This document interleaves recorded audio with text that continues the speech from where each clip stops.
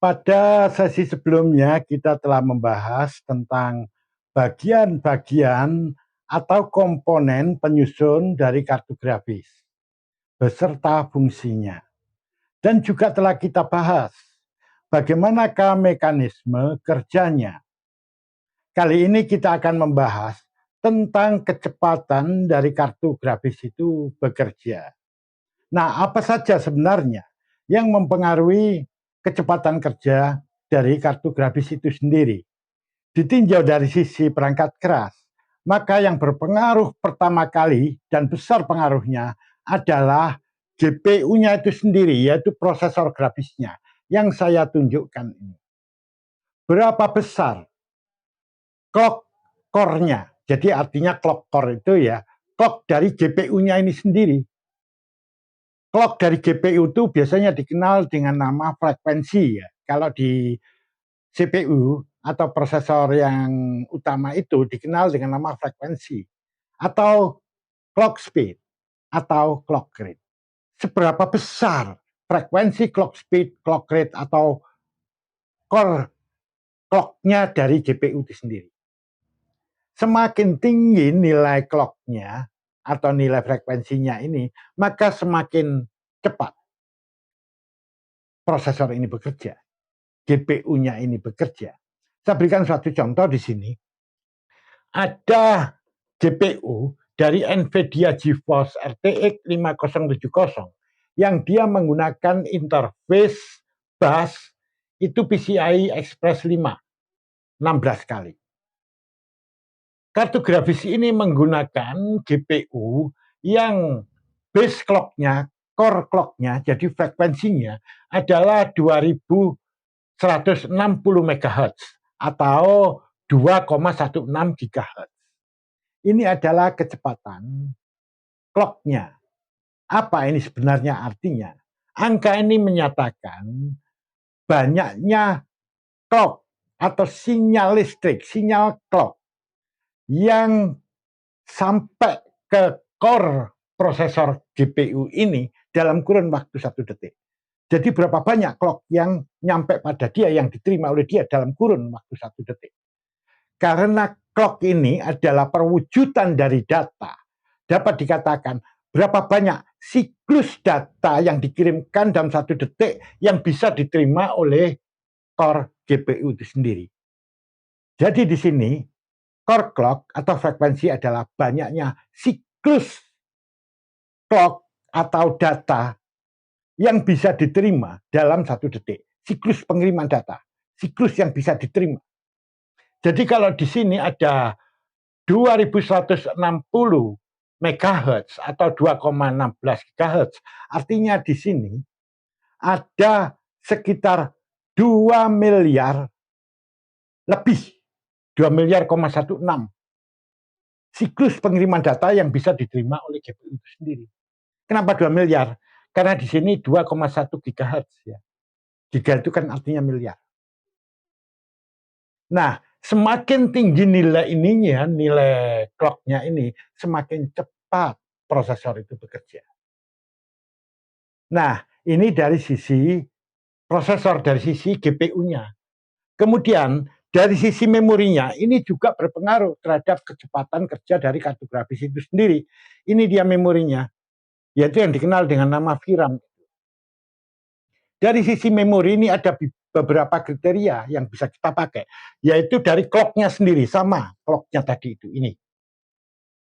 Dalam kaitan ini contoh untuk NVIDIA GeForce RTX 5070 ini clock-nya adalah 1750 MHz atau kalau digigakan ya 1,75 GHz. Namun dia berjalan efektif itu 3500 MHz atau 3,5 GHz. Apa sih yang dimaksud ini? Nah, ini karena dia menggunakan teknologi DDR ya. Jadi kalau saya jelaskan di sini terlalu panjang, silahkan Anda melihat kembali pada video-video sebelumnya. Kalau nggak salah, video nomor 043 hingga 045. Anda bisa lihat lagi di situ. Mungkin Anda akan bisa mengerti ini mengapa efektifnya menjadi sekian.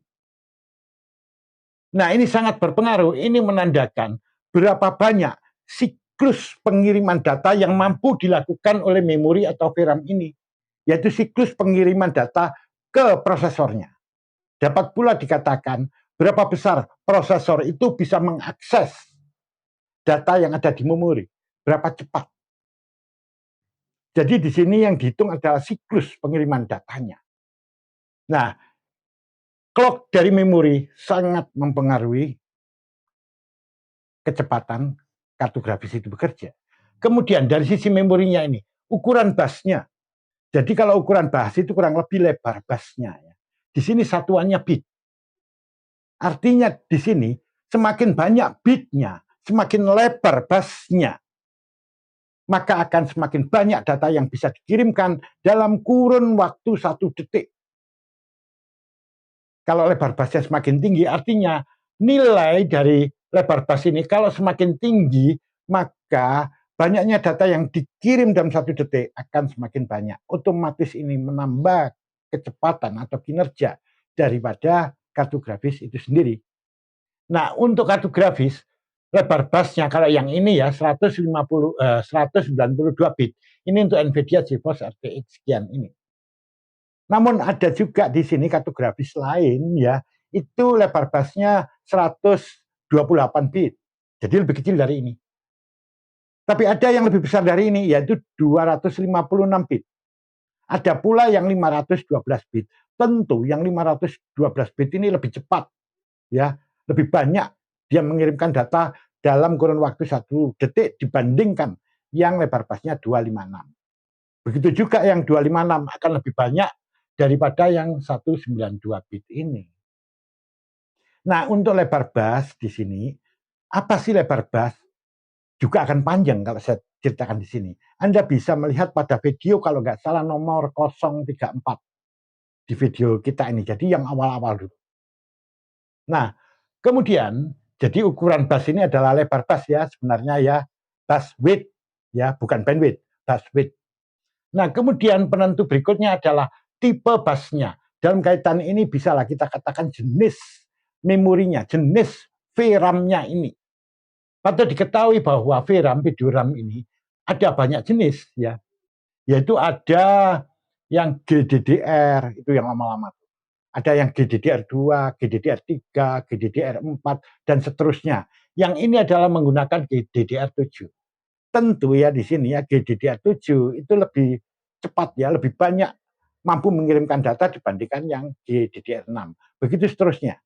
Jadi semakin tinggi angkanya ini dia semakin banyak data yang bisa dikirimkan.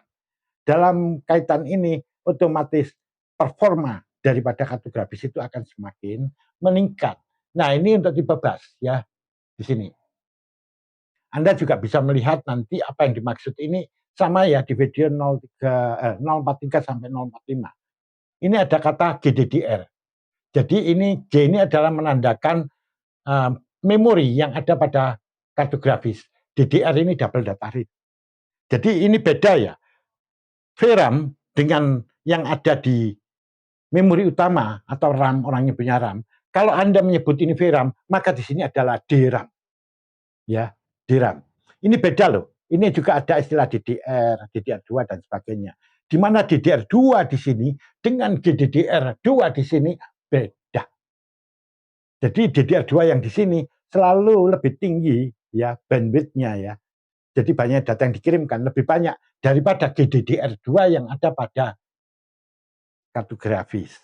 Jadi yang ada di memori utama ini walaupun namanya sama DDR2, DDR3 begitu ya, umumnya dia lebih cepat dibandingkan yang ada di kartografis. Nah, kemudian yang berpengaruh lagi adalah kapasitas daripada VRAM-nya ini. Yang dimaksud kapasitas, kemampuannya, kemampuan total untuk menerima data atau menyimpan data. Jadi dalam kaitan ini di sini adalah 12 GIB, artinya 12 gigabyte biner. Ya, jadi ini bukan gigabyte desimal ya, kalau GIB itu biner hitungannya. Kalau didesimalkan, angkanya tentu lebih besar daripada 12. Dia mampu menampung data sebanyak itu maksimum. Kalau di sini semakin besar nilainya, otomatis ini juga akan mampu mendukung meningkatkan performa daripada kartu grafis itu sendiri. Jadi semakin tinggi di situ nilainya, semakin bagus ya performa grafis itu. Umumnya seperti itu. Nah, selain itu juga ada cache memory, yaitu L2 cache.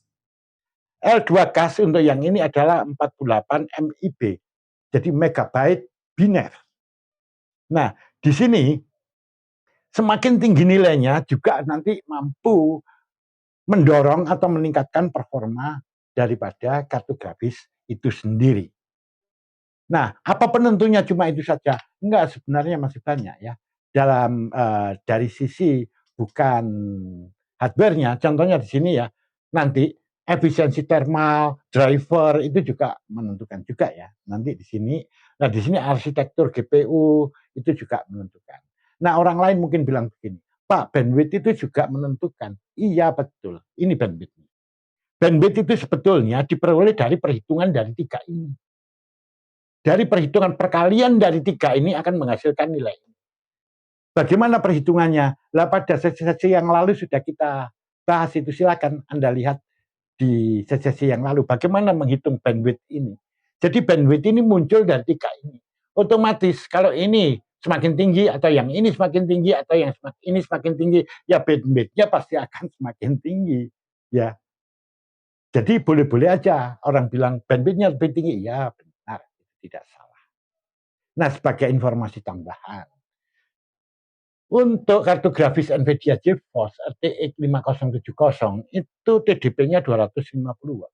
Artinya dia membutuhkan daya 250 watt. Jadi besar sekali. Memang kartu grafis ini rakus daya ya. Kebutuhan dayanya memang tinggi. Nah, patut Anda ketahui bahwa nanti kalau Anda bilang NVIDIA GeForce RTX 5070 itu nilainya clock dari GPU-nya sekian. Nggak selalu ya, tergantung variannya ya. Karena di sini ini untuk RTX 5070 ini banyak sekali variannya. Jadi dia bisa lebih tinggi atau lebih rendah. Nah, ini juga tergantung RTX 5070 ini tergantung pabrikannya, siapa yang buat gitu. Berdasar pabriknya. Belum tentu ininya sama, bisa jadi berbeda. Jadi Anda tidak bisa memakai panduan begini. Pokoknya kalau RTX 5070 pasti sekian, tidak. Ya tergantung pabrikannya itu sendiri. Oleh karena itu kalau Anda membeli kartu grafis, perhatikan kriteria-kriteria ini. Boleh jadi di sini sama-sama RTX 5070, tapi yang satu lebih cepat daripada yang lain. Karena perbedaan dari nilai-nilai yang kita sebutkan tadi. Ingat, semakin tinggi nilainya, semakin cepat kinerjanya. Jadi prinsipnya, yang menentukan kecepatan kerja atau kinerja kartu grafis antara lain yang paling pokok adalah clock dari GPU-nya, yang disebut juga core clock atau frekuensi atau clock speed atau clock rate dari GPU. Kemudian memorinya sendiri, yaitu mengenai clock daripada memorinya. Biasanya disebut memory clock. Boleh juga disebut frekuensi clock, clock speed dari memori. Ya, kayak gitu. Terus clock rate dari memori. Nah, ini menentukan. Terus yang berikutnya adalah ukuran bus atau lebar busnya dan tipe busnya. Dia menggunakan GDDR berapa. Selain itu juga ditentukan oleh kapasitas, yaitu daya tampung daripada memori utama ini, daya tampung datanya sebesar berapa maksimumnya. Dan juga di sini ada cache memorinya, yaitu L2 cache-nya. Semakin besar nilainya, semakin bagus performa daripada kartu grafis tersebut. Kita bertemu pada sesi berikutnya.